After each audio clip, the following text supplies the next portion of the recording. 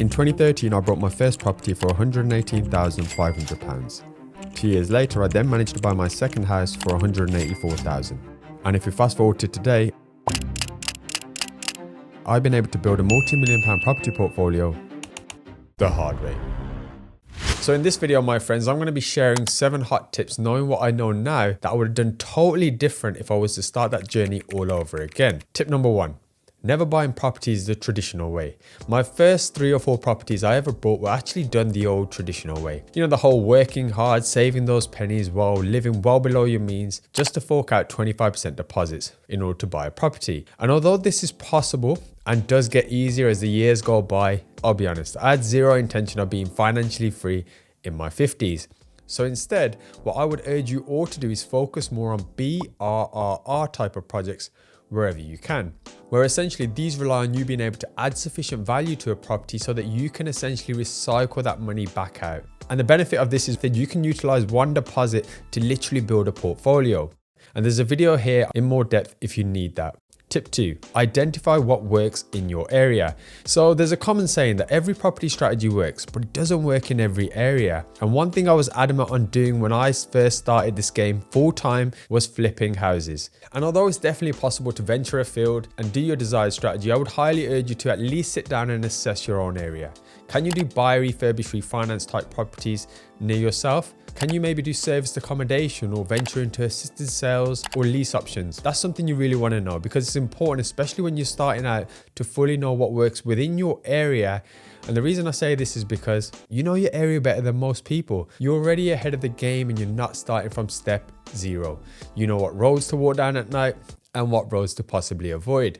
You probably also know where the houses are nicer in that area and where those aren't as expensive. So you instantly give yourself a competitive advantage. And like I mentioned earlier, don't have to start from 0. But me, however, being an absolute numpty, opted to go all the way to Stoke, traveling 50-60 minutes a day up and down because I was adamant I wanted a Homes Under the Hammer style project. That failed massively, by the way. Tip 3, jumping into courses. So before I knew about the buy, refurbish, refinance strategy, I spent £12,000 to become financially free.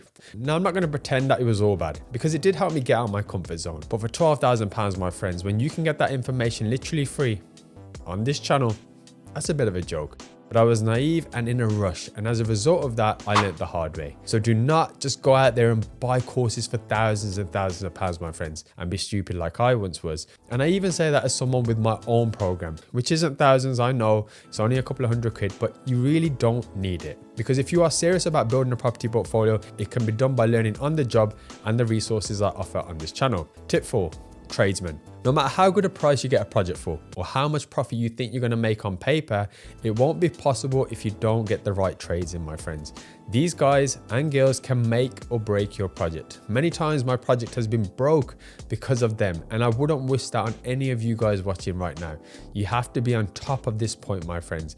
Get things like a schedule of works in place, get a contract signed and as watertight as possible, especially in terms of expectations.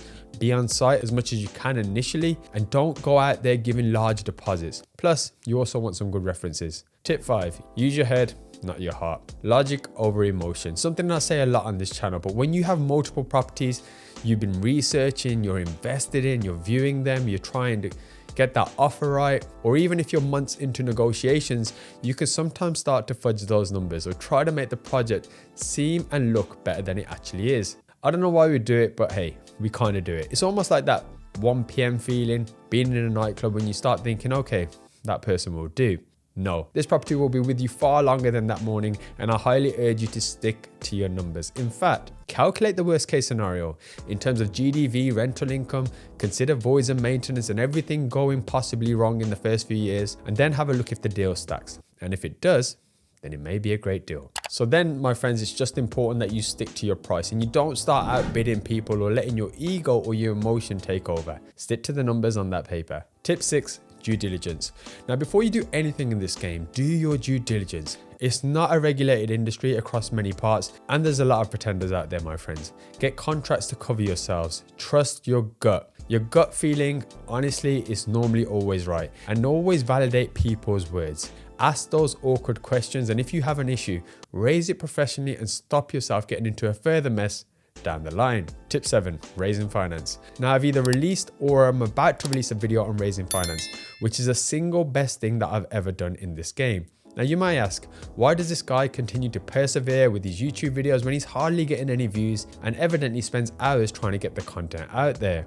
Well, firstly, thank you for noticing. But secondly, I have raised in excess of £1 million from being online, which, let's be honest, no job is ever going to pay me. At least not anytime soon. So for that reason, it's definitely been useful. And speaking of useful, I hope this video was. Thanks for watching.